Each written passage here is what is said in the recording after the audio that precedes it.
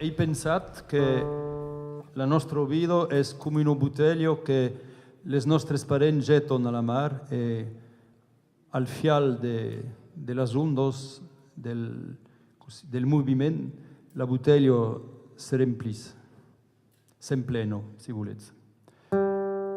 E dunque, in aquella canzone hi ha un refrany que n'he panat les paraules a un gran poeta uruguaià que se sono Mario Benedetti.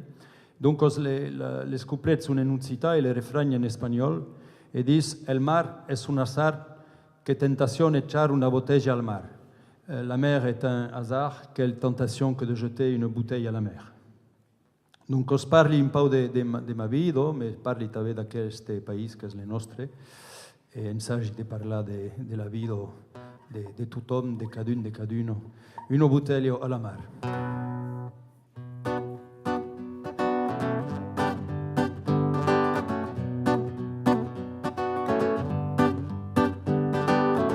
De dins hi metes un albot de printemps, un cel d'agost en les munts del Cantal, un cant d'escut amb un pau d'aigua ardent e qualque quilòmetres de pantalls oriental. Après ajustos formigos africanos, primeros letros d'un caser d'escolar, el acento de laiterros bañados, el aitendros colors d'un últim marcular. El mar es un azar, qué tentación echar una botella al mar. El mar es un azar, qué tentación echar una botella al mar.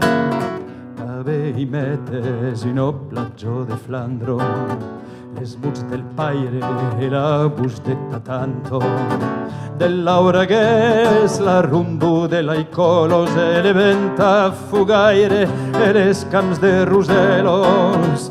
I cap un mes un otono de llibres, cançons pel cap, joguines per mainatges, calqueis secrets, l'herire d'un amic, l'essangluti del tap, la calor d'un abric. El mar es un azar, qué tentación echar una botella al mar. El mar es un azar, qué tentación echar una botella al mar. Para pere pairam pam pararam, pararirim param pairam pam pararam, pam parairim param pam pararam, pam pararum feririm bam bam bam. Oblides pas un xic de poesia, calques espanyos, un pau de melodrama, e un compàs, un aire de flamenco, un parell d'espardenyos e un tros de pèl negre. Desbrem despàs tot so que s'amago, l'eternitat de la vida opidanto, la male bras que derpun a venir, les soleils, el mercat, la flor del desir.